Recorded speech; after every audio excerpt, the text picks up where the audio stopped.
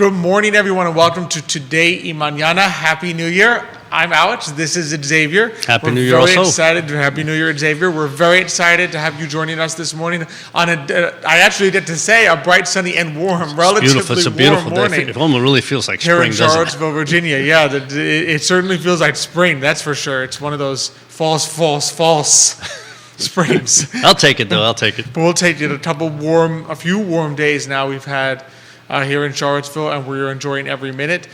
Be sure to like and share this morning. Send us any comments, questions you have. That's supposed to be my job. You realize that, right? I know, the only thing I say this segment you took away from me. That's okay, though. It's now okay. I forgive you. Now you've done today, though. You can say subscribe. Subscribe. There you go. That's a new one. I got to write that tip down. here on what you can say, but we're very excited to be back for the new year. We have a fantastic show lined up for you today. We're going to be joined very shortly by Martin Katz, MD. He is a doctor and local author who has written a fantastic children's book called Making a Magnificent You, which we'll talk to him about the premise of the book very shortly. Also, we'll talk a little bit upcoming news from our friends at the gym, CVille, later in the show, as well as some just financial topics. Xavier and I will go over a little bit of some of the big changes. For those who don't know, Congress passed the Secure 2.0 Act at the very end, like December 23rd of 2022. Which has some changes for retirement planning that people will want to be aware of. Absolutely.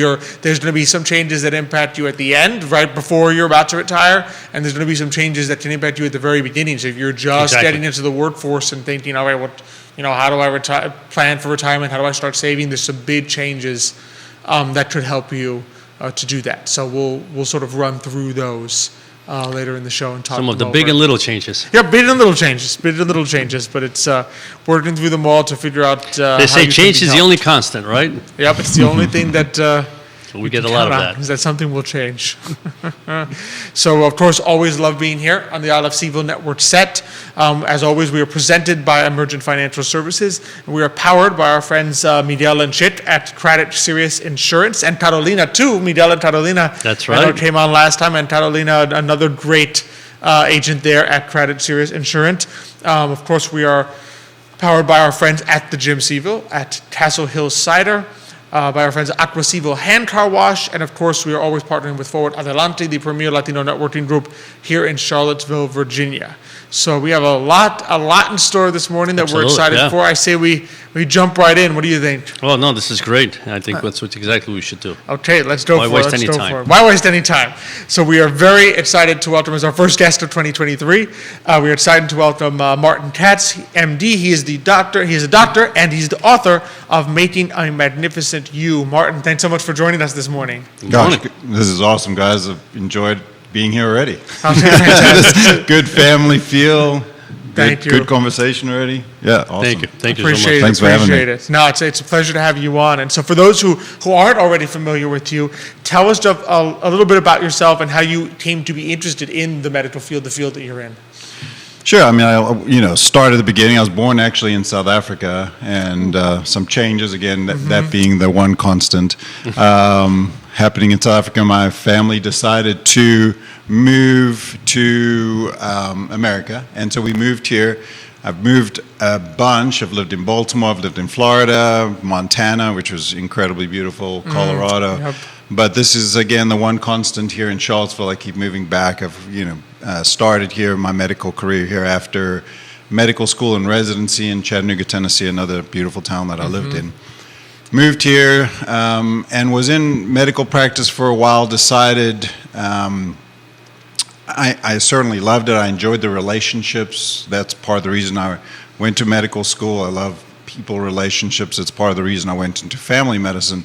But, there was some frustrations there as far as, what I had to offer patients, more medications.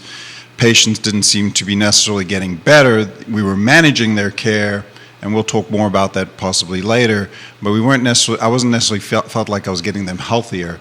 Decided I wanted to go. I was super into triathlons at the time. Actually was the one who started the Charlottesville Triathlon back in 2002. Yeah, down at Walnut Creek. That's another pretty funny story. But started that, gave it off to the triathlon group at one point, and just, got more and more into sports and decided to go back and do sports medicine. So I did my fellowship in sports medicine, got bored in that, and moved around a little bit. But again, I've worked with ACAC. At one point, we had a company called Wellness MD at ACAC. We were a little ahead of our time, but again, moved. I've worked down in Scottsville, but now I'm down here in downtown, not far from you guys. Not far from here? You're right downtown at Downtown Family Healthcare. I've been there about 6 years doing family and sports. But over the years, the journey has sort of gotten me more and more interested in shifting the paradigm, the medical paradigm. And if you look at the medical paradigm, we've sort of moved away from understanding health and the physiology of health. I have patients who come in a fair amount who, certainly don't look healthy, sweating, they've got that ruddy look, possibly not of an ideal weight, too thin or not thin enough, or large frame. And they just look like they're struggling. Their pulse rate's up. Their blood pressure's not ideal. Again, their body weight's not even near the ideal mark. And because they don't have a disease that they've been diagnosed with yet, they think they're healthy. I mean, I've had people walk out of the parking lot after finishing a cigarette and saying they're healthy. And by very definition, they're not. Their cells are not healthy. Their cells are undergoing a change that excludes health. Now, they may not have a disease yet, but there's a very large scale there. And so people really are struggling to understand that. I would say probably 80+% of the population struggles to understand that fully. We have an idea, we have a notion we should be eating better, we should be exercising more, sleeping better, et cetera, but we're not really embracing that idea. We kind of chalked it up to daily life, like, I may not be sleeping well, I don't feel great, or, I struggle when, I go for a walk, I'm out of breath, but we just chalk those up to, well, that's how it is. There's nothing wrong, nothing for me to do, it just is what it is. Right, aging or genetics, or my brother felt this way, or my sister, or my grandparents, or yada, yada, when we don't realize we have a significant role to play in our health. And from my way of seeing things in my seat, I think it's an incredibly worthwhile place to go, and we have to change the paradigm shift. We have to change this paradigm of what we consider a chronic disease management model, where people are not necessarily getting healthier, they're living longer. And remember, there's a big difference between lifespan and health span. I agree 100%. And so we really want people to really move and embrace this health span idea, where if I say to you, Urpí, do you want to be healthy? Your obvious answer, I hope, unless you're psychologically affected, is going to be absolutely, I want to be healthy. And so then we need to help you understand what it takes to be healthy, and what's happening at the physiologic, at the cell level, that either makes you healthy or not. I think one of the issues that are challenging for the whole community, if you want to call it that, is that we've gone from what is it that we need to eat? What is it that we need to move, in a sense, to move our bodies, exercise, etc., to, what pill can make me feel better, right? And so we've gone that route, and it's like, okay, yeah, I got to take these vitamins, I got to take these pills, and that will help me. And in reality, no, because, what got to where you were is the key question, not, these will help you feel better, but they're not solving the problem, they're just masking it, right? I mean, yeah, I don't know if we want to get into the problem. No. There's a very, very, very long list. I'm just, yeah. But basically, yeah, you're absolutely right. We are a nation and a people, a characteristic of convenience. We like things fairly easy. Right. And quick, you know. And so if there is a pill or a supplement or something that we can take that's going to help, or at least we think it's going to help, that's where we're going to be. And life is crazy. Life is busy. Trying to juggle a wonderful family, 4 children. I have a medical practice that's incredibly busy. I've written this book, which I didn't realize how incredibly hard that was going to be, more from the publicity standpoint. And I have a supplement company, so I am super, super busy. Right. Be much easier for me to, not exercise, not eat healthy, not spend the time doing those things, but it's so ingratiated into my whole being at this point. And that's Right. been a journey too. I didn't go from point A to point B, and from unhealth and unbelievably in medical school I was not the healthiest individual. I exercised, but I ate terribly. I stayed up late. I even smoked an occasional cigarette. I mean, it was here I am in medical school, but as you probably have heard, in medical school we get very, very, very little education as far as what health looks like and what healthy nutrition is. And again, that, as you pointed out, that's confusing too. You hear so many things. I mean, we have, on one side of the spectrum, we have vegans who are saying this is the only way to eat. Right. And on the Exactly. other side, unbelievably, now we have carnivores. They don't eat any vegetables, maybe some herbs, but vegetables or fruits. And they're saying, that's the way to go. And so people are like, huh? What am I supposed to? I'm just going to go back to what I was doing because I'm so confused. That's true. And ultimately, what we're missing is each one of these groups will absolutely agree that you want to stay away from sugar and processed foods. That is what we absolutely need to stay away from.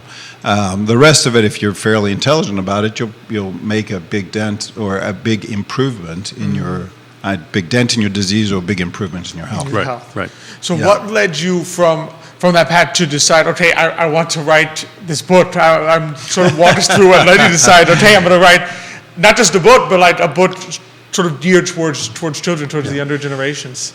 Yeah, that's a great question. So, so many different thoughts here, but if you look at health, there are a lot of different things that go into health. And you can argue what's the most important thing. I started with nutrition. The sleep medicine guys would say sleep, exercise people would say exercise. Dan Buettner and his beautiful book on blue zones would say community. And stress management, if you look at why zebras don't get ulcers, and this book on stress, stress is super. So all these things are important. But I decided to start with nutrition. It seemed like, what we feed ourselves, for so often we've heard, let food be thy medicine, and there's true wisdom to that. And so I decided to start with nutrition for many reasons. When I'm a parent, and so I'm trying to talk to my kids about food and what foods they should eat. Right. But when I walk into a room and I just see, a parent who's exhausted, a kid is running all over the room and the parent's just trying to keep the kid happy, and then you start taking a nutritional history, you realize it goes there too, where the kid's like, I want to eat, this, and this, and their food starts looking tan, so they're eating chicken tenders and chicken fingers, mac and cheese, fries, and pizza, because the parent's exhausted, and the parent just is like, I got to get this kid calories. It's really important that they eat. Right. I don't know why they're so fussy, or picky rather, but I got to provide them something, and they're exhausted. The kids, somewhat not necessarily exhausted, but exhausting. And so I was like, okay, I need to try and move this paradigm. And the kids have heard they need to eat more fruits and vegetables. That wasn't an original thought. So for me to say, hey kids, you need to eat more fruits and vegetables would have gone in one ear and out the other. Yep. And so I started talking about different avenues, to how kids may. So, when they were trying to start a garden, what kind of soil would they have there? And, would it be healthy soil? Would they put, Snickers bars in the soil? And some kids didn't garden and didn't really care to garden, so that sort of went by the wayside. Composting was, I tried to talk to them about how they would adequately compost. And some kids would get it, but some wouldn't. And I was driving around one day, and I came to the realization it has to do about communication. Communication is so important as a community. If I stop communicating right now, our guests would wonder what in God's name I'm doing here. And so would you guys. And we'd be looking at each other, trying to figure out each other's thoughts. And our cells are doing the same thing all the time. Our cells are trying to communicate what it is. Is it, are we in trouble? Is there a threat? Are we in times of plenty or not? Can we grow? Should we not? So our cells are in constant communication.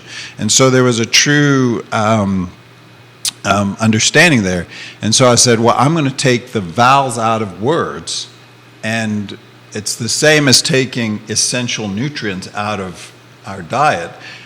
And I said, okay, so I'll take vowels out, try communicate why incredibly wisdom. What does that mean? I don't know. You start talking in sentences without vowels, you sound, it's gobbledygook. and it becomes the same with our bodies, and our cells then struggle. Now, if I write the sentence down, we can figure out what I'm trying to say.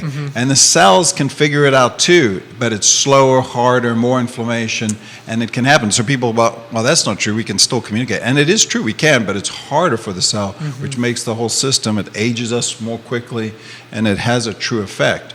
And so, you know, that was the initial name of the book, was Why incredibly wisdom, where it's solving the riddle, but we couldn't put that on the shelf, so it became Making a Magnificent You. That's good. That's interesting. And the role of fruits and vegetables, very ingenious, actually. Thank you. I was happy with it, and so my kids would come in, and I'd have one sibling on one side or a parent, and I would say, "What do you want to say to each other?" And I'd write down the sentence without the vowels, and the kids got that. And the parents did too, and I'd say, this is why you want to eat more fruits and vegetables. That's the AEIOU vegetables. And in the book, I go through the AEI fruits and vegetables. And if you look at the studies, it's very clear in my way of thinking that fruits and vegetables, they did a study on the cruciferous family, which is a very large family of vegetables. And they broke it up into, I believe it was quintiles or quartiles. And the people who ate the most amount of cruciferous vegetables had the lowest risk of disease, morbidity and mortality, disease and death. What are some, for those who are not familiar, because I admit to being sort of ignorant, what are the common cruciferous vegetables that people would think of? So actually the most common one that we would think of is broccoli. It's the crown jewel of nutrition. I was going to say broccoli's probably right up there. Yeah, broccoli is certainly up there. Started actually a whole supplement company on broccoli. It's more broccoli sprout. We actually get the molecule that we're interested in called sulforaphane from the seed. So it's like a beer wort. We get it from the seed. But broccoli, cauliflower is another one. Wakame, kale. I mean, there's beets, turnips. There's so many different vegetables in that group. Cabbage, Brussels sprouts, bok choy. Lots and lots of different phenomenal vegetables in just the cruciferous group. So these are actually most of the vegetables that grow either in spring or in the fall, right? They're available a good amount of the time. A lot. And there's so many different varieties, That's too. true. You look at the beautiful Romanesque cauliflower. It's a beautiful vegetable. And, cauliflower at this point has so much goodness to it, and you can use it in so many ways as a rice alternative, as a potato alternative, now even a flour alternative. I mean, these things are pretty awesome. Yeah, pretty amazing. Wow, that's incredible. A couple shout outs here. We have some guests watching the show this morning. Ruth Moody, thanks for watching this morning. Martha Ward Anderson, thanks for watching this morning. Bonnie Stiles, Stacy Foran, thanks for watching. Dr. Elizabeth Miller, one of our favorite guests, one of our favorite viewers, is watching this morning. So a shout out to her. Thanks for watching this morning. And so definitely have some people tuning in. So the book, take us sort of through when someone opens the book, what does it sort of take them through? What will it take your child through? Yeah, so again, it starts with this why incredibly wisdom, and then it introduces the A, fruits and vegetables, and so we then add the A into the sentence. And then E, vegetables and fruits, and we add E into the sentence. And so we gradually build the sentence. So at the end, you're understanding what why incredibly wisdom stands for. Okay, gotcha. And then I have a whole nother thing about exercise and sleep and spending time with friends and family, and I took the vegetables out of that. So the vowels out of that, and so you're left with that sentence, which looks completely crazy. And then at the bottom, I write what that sentence is. But again, it's just adding these A, vegetables and fruits, E, I, O, U, and it builds a sentence up so you're eventually understanding it. And so that's more for the kids. It was leveled at 5 to 7 year olds. I think it certainly can go older, younger. But then the back of the book, I go through all these 75, well, actually I missed 3 fruits and vegetables. And on my website, I have now corrected that. There's some errors in the first iteration of the book. That's not too bad. It's 75 if you miss 3 is pretty good. Right. And actually in the beginning of the book, I say 1 trillion, but when I write out the zeros, it's actually a billion. So there's 3 zeros missing as far as how many cells are available. So again, on my website, martinkatzmd.com, I correct some of that, and I've been writing blogs about other thoughts, and again, about fruits and vegetables, and I don't know if I've published the one on exercise yet, but so the front of the book's more for kids. The back of the book, I go through these fruits and vegetables and explain more from a parent standpoint the benefits, and there's big words in there: vitamins, phytonutrients, lycopene, just these large words that certainly kids aren't going to understand. But parents will. So my idea, again, not and pun intentioned, was to really get parents and kids on the same page so that they can explore this together. So it's not just about the parents, hey, you need to eat fruits and vegetables. The kids are hopefully saying, I want to eat healthier because, wow, isn't that important? Mom and dad are like, oh my gosh, this is great. Yes, let's eat better, because this is going to not only help you, it's going to help me, it's going to help the family. We're going to be working together to improve our health. And it goes from there. If you're really thinking about health, in my way of thinking, you're going to want to be healthier. Well, what else does health incorporate? So many things: exercise, sleep, but community. Our communities are not, in my way of thinking, incredibly healthy at this point. But you're going to think about, how can I make that healthier? So I want my community to be healthier, maybe shared gardens, finding things that we have in common rather than what we don't have in common. And we have so much more in general. common. I mean, we've talked on the show before about, people being atomized in the sense of like, you tend to do everything by yourself. You don't see others. Right. You don't really spend much time in community. And so to even have community rather than none at all because you didn't be part of a community in the sense that you live in Charlottesville and there's other people there. Right. Yes. But there's also a community in the sense of I actually interact with other people beyond just drive to work, go to the store, drive home, drive to work, go to the store, drive home. There has to be a little something more to... There's no question. Again, in Dan Buettner's book, Blue Zones, in these communities that lived the longest, where it was 90s, 100s, the common thread absolutely was community. That was so very, very important. So, I beg people, if we do get another COVID-like or a worsening of COVID, don't stop hanging out with people. It is imperative that you hang out with people. If you got to do it outside, so be it. But spend time outside, and that's only going to get you healthier anyway. There's so many benefits to being outside.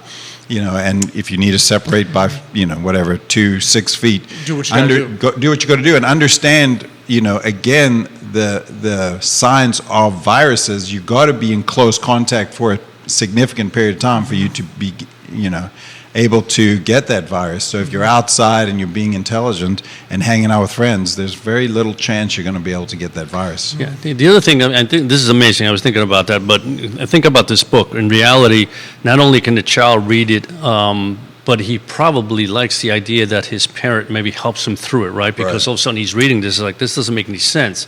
And so now you are already having a community there between the parent and the child. They're both learning. And the other thing is I always found interesting is that, and I've always talked about that in the sense of how things should work. I mean, first of all, you take care of yourself, you take care of your family, and then you take care of the community, right? And I think that's how it works. And when you look at it, one of the things about community and family is that incorporating that is conversation, and a lot of time in those conversations is laughter. And I've always felt that in life, when you're laughing, it makes you really feel good. It makes you want to do good things for yourself and for others.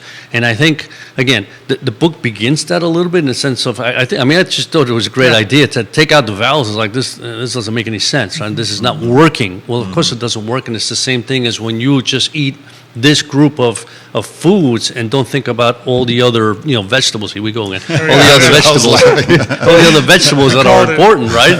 It begins to hit home and say, I understand that now. Yeah. I mean, so I think this book is great. I mean, I think parents should definitely just get that because the kid will begin to understand it. Now you're communicating with your child. What does this mean, right?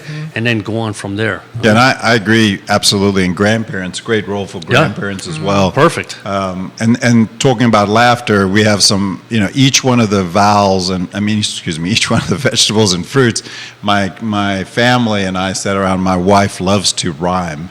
She also loves to speak for animals, which is really funny. But she loves to rhyme, and so we all now rhyme. And so every one of the fruits and vegetables has a rhyme. Some of them are really quite funny, and some of them are really not good. But it's got to be hard. Yeah, some of them I just gave up. I couldn't rhyme, so I used another word and rhymed with that. But yeah, there's all kinds of rhymes, and so you're more than welcome to hit me at martin@martinkatz.com if you have a better martinkatzmd.com, and if you have a better rhyme, I'll be sure to post Make it into the second edition. Yeah, exactly. with your rhyme. We have actually a comment and a comment that's kind of like a question. I think just brought a question to my mind. So Stacy Foran says, "So happy you're able to take some of the things I know you've been so passionate about for so many years, kids and health, and find a new platform to bring the information to everyone." And Philip Dowell says here, which I think a lot of people, I know I can emphasize with this. He says, sometimes you work your best when you're under stress, which he describes as, doing things all the time, being at, he's having a hard time settling down in retirement.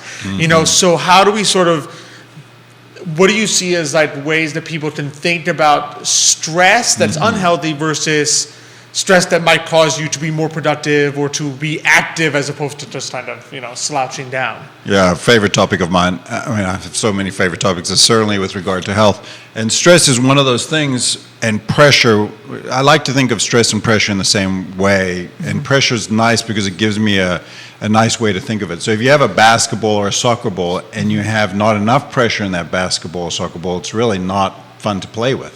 So you need some stress, you need some pressure on that ball to be able to be functional. Too much stress or too much pressure on that ball and it explodes, right? But there's a right amount of pressure and stress on that ball to make it bounce better, to make it more fun to play with, right? And so I think there's a healthy balance. And again, this is the same as checking in with your health. And going to a doctor who really understands us, or a practitioner that really understands us. What is your blood pressure? What is your pulse rate? What is your recovery? There's something called heart rate variability that can really give you a sense of how stress is playing in.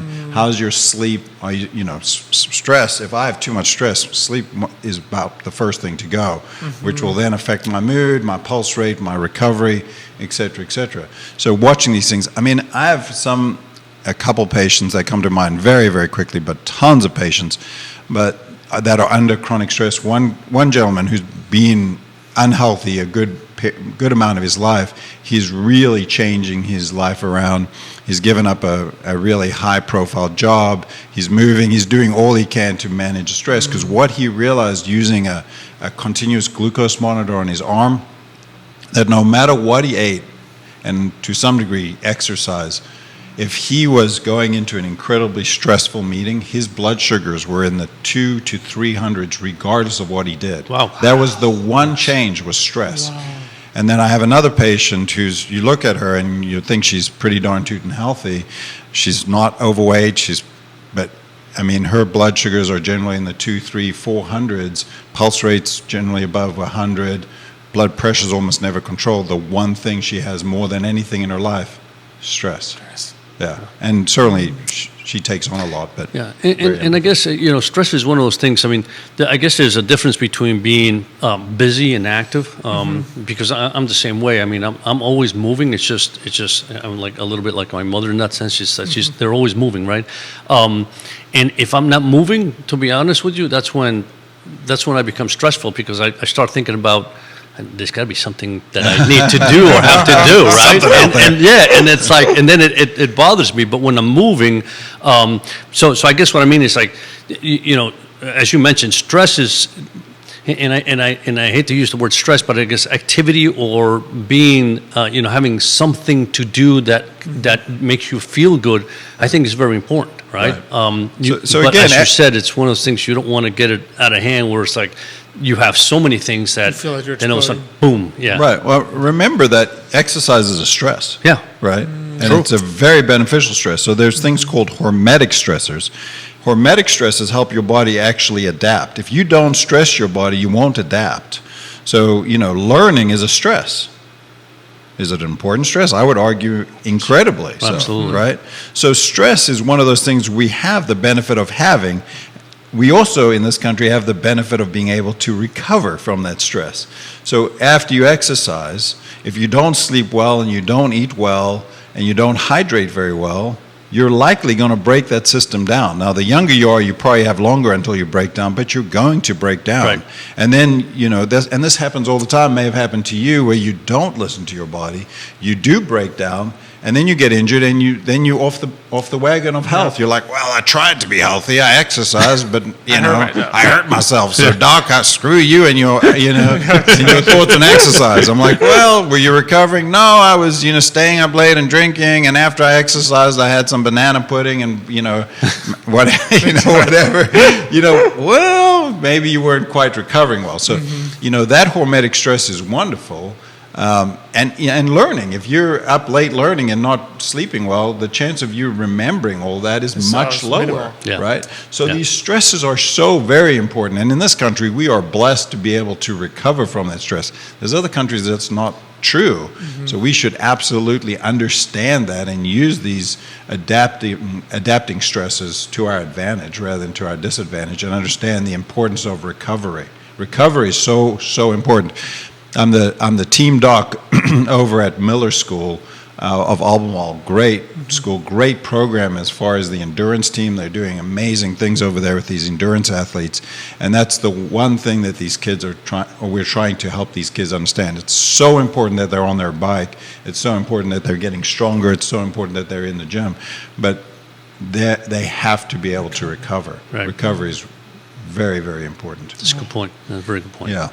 Martin, this has been so fantastic. I feel like we could go on forever for multiple shows. We definitely have to have you back. But before I let you go, where can people learn more about, any of these topics, get in touch with you, as well as purchase a copy of Making a Magnificent You? Yeah, thanks for asking. So the copies are available here locally at New Dominion, Second Act, Barnes & Noble. I think I'm missing a store somewhere, but here locally. Okay. A Bluebird Bookshop out in Crozet. Great little stop there. Yep. And they've been very kind to me, had me out a couple times. It's available on Target, Walmart, Barnes & Noble, and Amazon, but also at Fidel's Publishing. That's my publishing company. Okay, Fidel's Publishing. It's and so it's available there. And then you can get in touch with me through martinkatzmd.com or martin@martinkatzmd.com. I am terrible at social media at this point. I'm better than I ever have been. I used to completely ignore it, but I've been told I have to do some, so I'm trying to figure that part out. It's like vegetables, you have to do It's a stressor I need to recover from. Yeah. So that's sort of the areas. But I appreciate you asking. Yeah. Oh, no, of course. So martinkatzmd.com. Yes, sir. And then the book you can find the local bookshops, Bluebird Bookshop. You got New Dominion right here On the mall. downtown Second mall, Act also on the mall. Barnes & Noble, and of course Amazon, Barnes & Noble, all your online booksellers. Yeah, and please write a review. These review things seem, if you do get the book and enjoy it, and I guess even if you don't, if you have to write a review, go ahead. It's only going to be good reviews. Only good reviews. Please write a review. Absolutely. Martin, it's been such a pleasure. Thanks so much. for It's coming been on great. today. Thank you, There's guys. education. This I was appreciate awesome. it. Yeah. Absolutely. Thanks so much for having me. And so as we go ahead and swap. Good way to start the new year, good way right? to- yep, absolutely. Because at the new year, you always start with goals that you want to achieve, and a lot of times it's either exercise or how you eat or things of that sort. And it's nice to be able to have something like this where, you got to put it together. It's almost sometimes it's the common sense, right? This world gives you all these foods. You need to be able to say, yes, vegetables are good for you. All these different vegetables is a reason why we have them, right? So it's great. It's a good way to start the year. Absolutely. A couple more people watching the show this morning. Just put a thank you to Susan Oliveri, Jen Finasso, thanks for watching the show this morning. Anna Basharda, thanks for watching the show this morning. Shout out to John Blair, Hugh Lofting, thanks for watching the show this morning. So you had a great group joining us this morning with some great comments, great questions. Just an important topic, and just something I know we think about, even in the Urpí household. A lot, Laura Brooke Allen, thanks for watching us. She says we love the book. She's read the book, so they love the book at the Allen Scottish Shortbread Company. No, you have to. I think it's a book that every parent or grandparent can buy their their grandchildren or children. Probably a good book to have. Absolutely. So great. Really appreciate Martin coming on. Absolutely. It's, fantastic. I think we'd have to have him back because there's so many more questions. There's just so much knowledge there. It's good. Obviously, it's important to have that. Absolutely. So before we're about to get to our, not that it's a de-stressor, but one of the things about finance, right? The more you know about finance, we see it in our clients too. The more you understand about how things work in the financial world, the less stressed you are. Because I think people look at money and their first reaction is stress. I have no idea what I'm invested in. I have no idea how this works. What are these different funds? What's a fund of funds? What's an ETF? And they get stressed. They get nervous. And the more they understand about it, the more they can say, I get what you're doing. I understand how this process works. I'm not nervous anymore. I'll let Allison and Xavier be nervous about the move into the stock market, but I'm not going to be anymore because I understand how this works. So that's something so important to think about, and we'll get to that in a second. Just want to do a quick shout out to the gym. I still remember the stretching. You still remember I love that. I really like that. When we went there, which I know that'll be up shortly on today, Mañana, that you'll be able to see Xavier, Michael, and I visiting the gym. Working out with those heavy weights. With Gene did a fantastic job. But just also the focus there of health and wellness. There is their second Health and Wellness Expo coming up on Saturday, February 4th at 10 a.m. So you can go there to have different vendors, different booths, different things for you to learn there, as well as Luke Edwards is coming back. He was supposed to, this 2.0 they call it, but he will be at the gym on Saturday, February 18th, and it's to sign up for that presentation. He's really someone who talks a lot about the body, understanding how it works, getting fit, and so forth. There's a $50 special to see that until January 7th. Okay. So all the way through this weekend you can go, and for $50 you can sign up to that seminar that he will be presenting there. And just, I think one of the things that sort of we liked about when we went to go visit the gym and talk about Gene is just that sort of balanced approach. It's not like, your typical, hey, I'm ready to join a gym because it's January 1st. Exactly. And that's what people do, right? It's like, no. You need to understand how your body works and have a long-term process. It's the personal approach. Again, it's almost what we do with our clients. Not every client's exactly the same. Everybody has different needs, and it's the same thing. They take a look at you to try to figure out where you are, as far as physically, right now, and, what direction we need to put you on to make sure that you reach the level you're supposed to reach, and then eventually, you can be doing what everybody else does at the beginning, though, is like, okay, you need to work on this, you need to work on that, we need to work on stretches. And that's what I really liked about it, is that, again, the personalized approach of, let me see where you are right now, and how do we get you to get to the point where, you want to be, physically fit. Absolutely. Makes complete sense. And so that's something definitely to keep an eye on. Yep. To keep it, put it on your radar. February 4th, sure. And then February 4th, and then February 18th for the seminar. For the seminar by Luke Edwards. So that's what we've got, and so now, speaking of stress and how to reduce it. Well, this is not stressful, right? So this is just information. Once you learn, it becomes. Our goal is trying to take the stress I guess what I'm trying to say. Yeah, it's it's always interesting how governments try to find ways to improve how people can save, right? And I think that's always very important. And we always tell clients the important thing is find ways where you can save some of your money, right?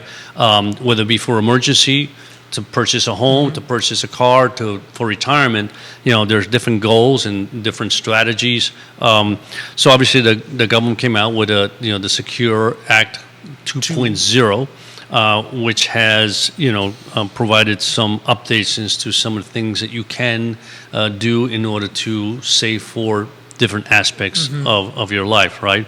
And I think we both have probably the same. Some ideas. Some of the keys. So what are some of the things, maybe we can start by some of the things that stood out most to us, that people think, okay, given what we've talked about with clients, given what we sort of meet on the street when people ask us about saving for retirement, what are the things that most stood out to you as, all right, this is a change that people should be aware of? So let me, so I think I'm going to focus a little bit about what are some of the changes for the young, right? Okay. Because for the older people, people that are already They're retired or ready to retire, it's important, but I don't think it's as critical. But I think basically when you think about some of the things that are helpful to people that are saving now or want to save, there are a couple of things. So one of them is, I know that there's now a automatic, or we'll start, I think in 2025, I think it is. Yeah, 2025. There will be an automatic enrollment where a company will enroll you, take 3% of your salary, right? What's the new 401k plans? In other words, anything 401k, 403b, that's right. Anything not, which you should be aware of when you join an employer. Absolutely. If you join a new employer, they have a new 401k plan, right? You will be automatically enrolled at 3% with an increase over time. Correct. With the amount that is. So you need to be aware of, A, particularly if you don't want to be doing it, right? But also, B, this is a way for you to see what happens. Exactly. And see. And I think that's the key. The key is it's going to happen automatically. So one, you need to be aware of that, like just you said. So in other words, you get a salary before you know, you say, wait a minute, this is not making sense. The salary's 3% less than I thought it was. That's right. So you know that 3% is going into a 401k, 403b. If you don't want that to happen, obviously you have to opt out yourself, right? So it's automatic, but it is taken out of your salary. So it's not something the company's putting in. If the company's matching that, you have to say to yourself, that probably is a good deal, right, to do. So that's one thing you have to be aware of. Again, it's starting in 2025. I know for sure there are already companies that are doing that. I mean, Yes. we've met some clients that said, I don't know, my paycheck is not what I thought it was going to be. And when we look at it, they're already automatically taking some money out for retirement. So it's important for you to take a look at that in the first place, right? The other thing, what I thought was, I think interesting in some cases was, they're now, which you and I have talked to clients about all the time, right? And so it's called the emergency savings, right? And so you can put up to, I think it's $2,500 into a savings, emergency savings in a company, right? And what it really is, though, it's a Roth account. And so what they allow you to do it throughout the year is pull that money out, if you need it, right? How many times have we, and in reality, the only good thing about this is people don't think about it. I mean, if you're not going to a financial advisor, you probably never think that that's an option for you, right? We've been telling people for years, clients, which you can really put more, a Roth right? IRA, in which you can put $6,000, can function as an emergency savings because the contributions that you put into a Roth IRA can be withdrawn at any time. Because it's already after taxes. Because it's post-tax. That's right. So there's no penalty if you take it out, right? So this is helpful in the sense that there are a number of people who don't speak to a financial advisor like us who now will be encouraged to say, oh, good, I can put money into a emergency savings account that if I don't use, will grow. It'll grow, exactly. And it grows tax-free, and that's the beauty of it. I guess another interesting one from that vein into the emergency savings vein, which, again, we don't encourage this, but you do, for particularly in tough times, I think, like high inflation environments that we just saw, or if, God forbid, recession comes and you've been laid off and so forth, you can now take an emergency withdrawal of $1,000 out of your retirement savings without incurring the usual 10% plus tax penalty, right? Now, you can do this once per year, but only if you return the $1,000 and you then do it again the next year. Otherwise, you've got to wait 3 years. Okay. So, in other words, you can take out, if you're in a pinch, you need $1,000 right now, you can take the $1,000 out of even your IRA, your 401k, take the $1,000 out, and you won't be penalized for that as long as you basically, well, you won't be penalized for that period, right? If you intend to take out another $1,000 next year, you don't have to put that $1,000 back at some point. So it really is your extreme emergency pinch. But it's good because we often will have people. Well, who that's are just very it. So again, nervous. that's really just a traditional, because you don't get penalized from the Roth, but you're saying Just from the yeah, traditional out of the IRA, traditional, right? You et can take cetera. $1,000 out, and what will happen is you won't get charged the 10% penalty that For usually having gets done charged. that. Have on the tax size, you still have Yeah, to pay the you have taxes. to pay your Yeah. typical income tax, Exactly. but you won't get your extra 10% penalty. Yeah, and it's $1,000, and as Alex says, so if somewhere along the line, I mean, because in today's world, you can take it out as long as you put it back within 60 days, right? However, here they're giving you a little more time and more say if time. you put it back in, they can do it again next year. Should you need to do it, right? Should you need to do it. So it is a kind of temporary relief that's like, where do I get Yeah. this $1,000 that I need because my boiler broke and I need it Exactly. today? You're not sitting there taking a 10% hit on your retirement funds because you needed $1,000 in the next 90 days and didn't have access to it. Exactly. So it's beautiful. The other thing that I think is good and I like is, we've come across so many people that, life is the way it is, right? They have a salary, they have children, they have to put the children through school, they have to, feed the family, et cetera. And so they don't have really a lot of excess money to put for savings. And then all of a sudden they're 50 years old, the kids are either in college or leaving college, and it's like, all right, we need to save for our retirement. And you look at, 50, 55 years old, it becomes a much more challenging course, 'cause you're situation starting later. because you're starting so late. And we always said time is what really helps you grow those assets, Exactly. right? $1,000 put in at age 20 into savings age 30 is just so much more valuable than $1,000 put in at age 60. Right, when you're gonna because retire as you five years. said, you There's think more if time to grow. if the return on that asset's about 7%, then it doubles like every 10 years, right? So you think about that, it's just you can see Yeah. that over time. That's helping you. By the time you get to retirement, you may have, if you took out only $1,000, you may have $4,000 or $5,000. If you start at 50, by the time you retire, yeah, you're lucky if you have $2,000, Exactly. right? So it's nice to be able to say, yes, you can put more money in now, right? I'm not exactly happy not how as they great as did we it. would have liked, Yeah, let's it's put it not that what I way. would have liked, but however, so if you're between 60 and 63 years old, you could put $10,000 into savings in addition to your regular savings, right? So in other words, if you were allowed to put $6,000 in your traditional IRA in a given year, seven, now because it's seven. It's seven. and it's 7.5 in 2023 Seven and a already. half. yeah. So let's say you would normally have put $7,500 into a traditional IRA at age 61, right? Right. You will now be able to put $17,500. An additional $10,000. Exactly. Right, yeah. Now it has to be, correct me if I'm wrong, Roth. That is correct, yeah. Yeah. So in other words, you will pay, you can't put it in pre-tax, the extra $10,000, but it will grow tax-free and not be taxable when you take it out in retirement. Correct. So I'm not 100% on the Roth. I think it depends on how much you earn. Oh, of course, yeah. Yeah. There's, as with a lot of these things, this is why you Yeah. speak to financial advisors, right? There are income caps.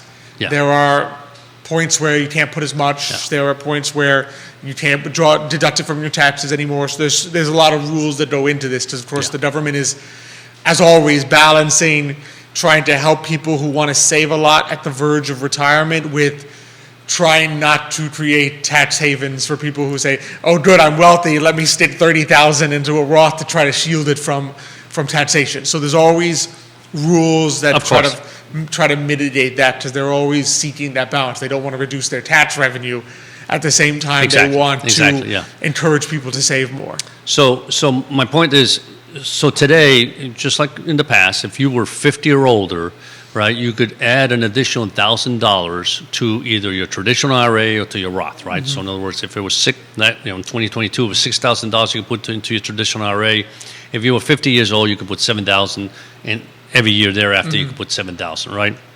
The difference now is also they're going to link that to inflation. So if inflation is 10%, and you put in 1,000, the following year is going to be 1,100, right? Yeah, So your catch-up your extra that you're allowed to put in will now grow over time. With inflation, which again, I think that's minuscule. And two, I would have loved to see instead from 60 to 63, because let's face it, the majority of people, by the time they're 60, if you don't have enough retirement savings, guess the first thing you're going to do? At 62, you're going to take your Social Security, which is the worst time to take it because it's the least amount, right?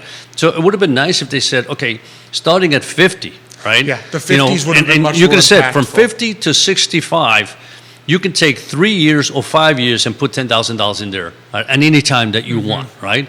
As an excess, right? Something of that sort would have been much more helpful because that will grow. I mean, at 63, from 60 to 63, if you're retiring at 65, what's that money going to do?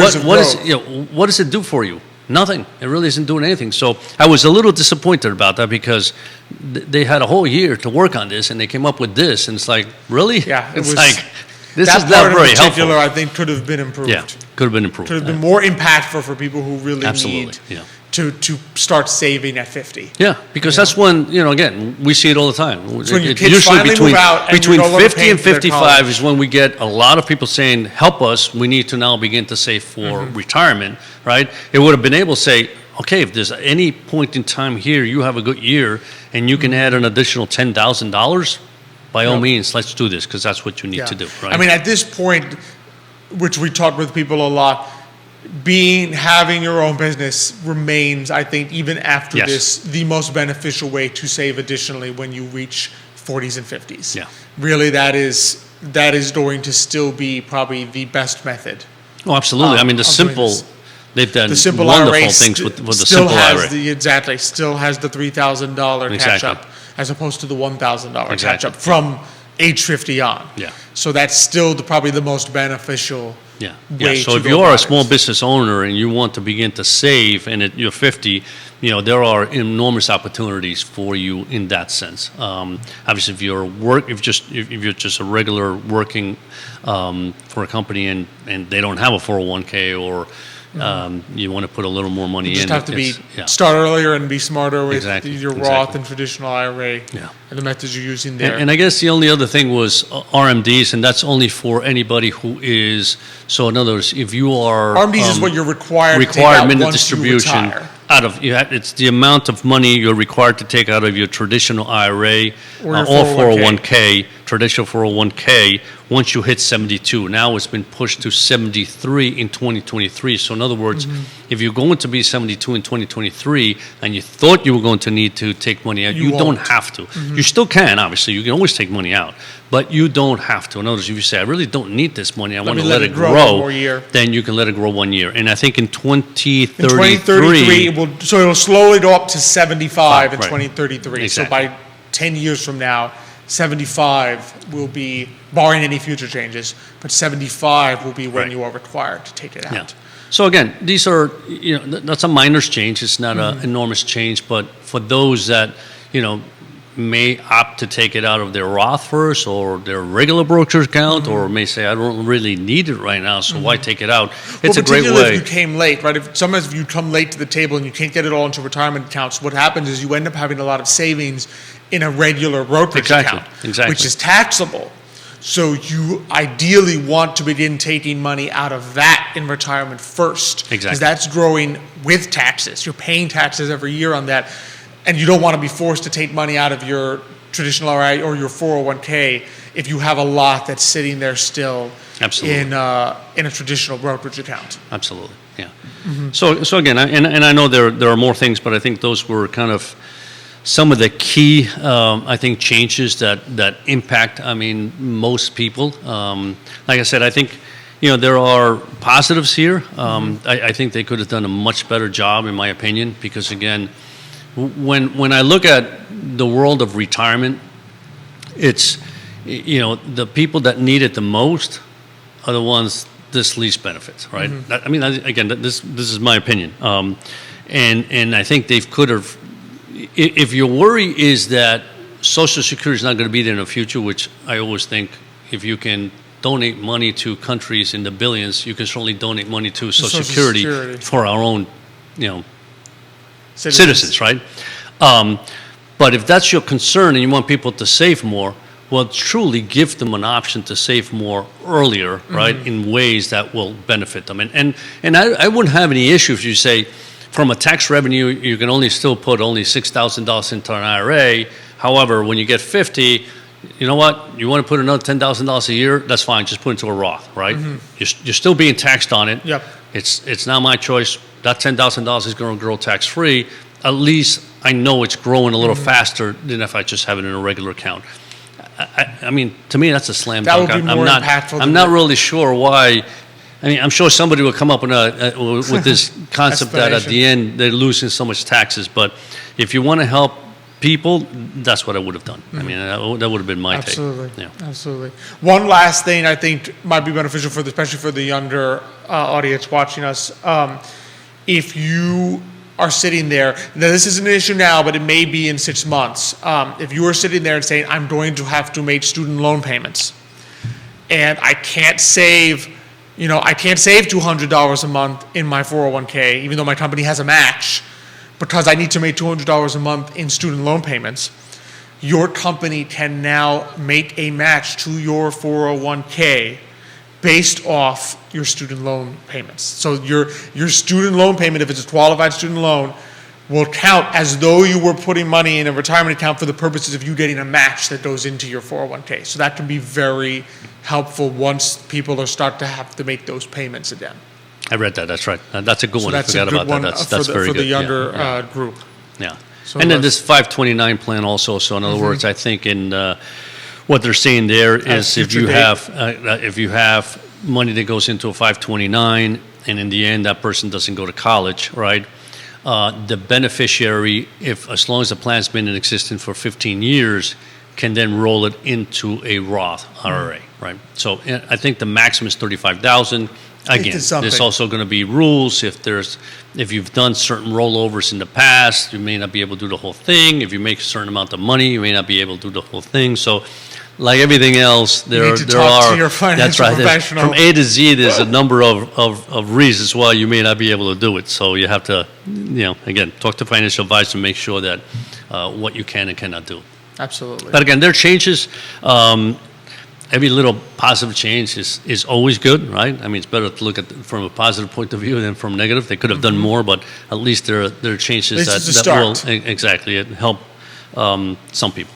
Absolutely.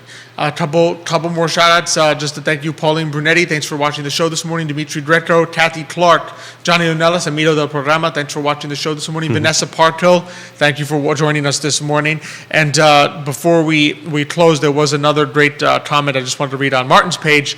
Brenda Awad says, saw the tail end of the interview and thought it was wonderful. He's an incredibly thoughtful doctor, and the more people, especially kids, need to hear messages like this. So, I agree. Amen to that. We agree with that wholeheartedly. So this has been fantastic opening show. I really enjoyed it. Yeah. And I think next week's going to be a lot of fun as well. We're going to be joined by Austin Shelley from Desserts Overboard. Ooh, desserts. As well as our friends from Back to the Cider. sugar, I like that. Back to the sugar and the cider. So it is today, Mañana. So we also welcome back some of our friends from Castle Hill Cider will be joining us next week as well. Looking forward to that. So a lot to look forward to next week, a lot to look forward to this year. Yes. We're very excited to just continue to share the amazing people, the amazing entrepreneurs that populate this area. So stay happy, stay positive, and I think that's all a good for your psyche and for your body. Absolutely. So, I should have been a doctor, I'm telling you. I mean, all this stuff is easy for me. I don't know. We'll see. You come in, you don't feel good, just be happy, laugh a little. That's all. You're good. Go watch a funny show. But it's I'm looking forward to another year. Same here. Out with you, of course, with Michael as well. He'll be joining me for a couple shows later January, and with Nicholas as well. So we're looking forward to it. Looking forward to another year with Judah behind the camera. Thank you to him. Thank you to Jerry, of course. I Love CVille Network. Thank you to Emergent Financial Services, our presenter, as well as our other partners at Craddock Serious Insurance, the Jim CVille, Castle Hill Cider, Aqua CVille Hand Car Wash, and Forward Adelante. Thank you, our audience, for joining us today. And as always, really appreciate just the comments, the insight. We love hearing from you. We love just getting your comments, your questions, your thoughts. So And don't forget, if you want to, like, share, subscribe, please go ahead. it would make Xavier very happy, because then he would know that he's being listened to. And so always appreciate it. We look forward to seeing all of you next week. But until that time, as we always say, hasta mañana.